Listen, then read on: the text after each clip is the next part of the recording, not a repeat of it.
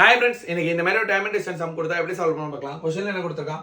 In 1000 meters race, Arun reaches the finishing line 40 seconds before Akash and beat him by 200 meters and find the Arun speed. அருணோட speed என்னன்னு கேட்டிருக்கான். மொத்தம் 1000 meters race நடக்குது. அதுல ஆகாஷுக்கு 40 seconds முன்னாடியே அருண் முடிச்சிட்டான். And அதுல எவ்வளவு மீட்டர்ஸ் முன்னாடி முடிச்சிருக்கான்? 200 meters ஆகாஷோட அருண் வேகமா போயிருக்கான் அப்படின்னு சொல்லலாம். அப்போ ஆகாஷ் இந்த 40 செகண்ட்ஸ்ல எவ்வளவு மீட்டர் கவர் பண்றான்? 200 மீட்டர்ஸ். அப்ப ஆகாஷோட ஸ்பீட் எதை வச்சு கண்டுபிடிக்கலாமா? ஆகாஷோட ஸ்பீட் என்ன இருக்கும்?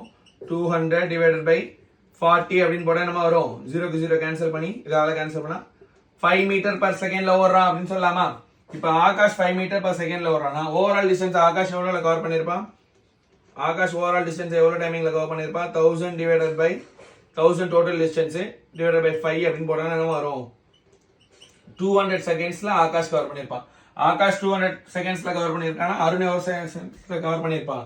40 செகண்ட்ஸ் முன்னாடியே முடிச்சிருப்பானா? இப்போ -40 அப்படின்னு போட்டா அருண் எவ்வளவு? 160 செகண்ட்ஸ்ல அருண் முடிச்சிருப்பான் அப்படின்னு சொல்லலாம். அப்ப அருணோட ஸ்பீடை இதை வச்சு ஈஸியா கால்குலேட் பண்றாமா? அப்ப அருணோட ஸ்பீட் எப்படி கால்குலேட் பண்ணலாம்? 1000 டிவைடட் பை 16 அப்படின்னு போடலாமா? கேன்சல் 160 அப்படின்னு போட்டா 0க்கு 0 கேன்சல் பண்ணிடலாம். அப்ப 100 டிவைடட் பை 60 என்ன? 6.25 மீட்டர் பர் செகண்ட். அவ்வளவுதான். ஓகேவா? இந்த क्वेश्चन பிடிச்சிருந்தா லைக் பண்ணுங்க, அப்புறம் உங்க ஃப்ரெண்ட்ஸோட ஷேர் பண்ணுங்க. தேங்க்யூ.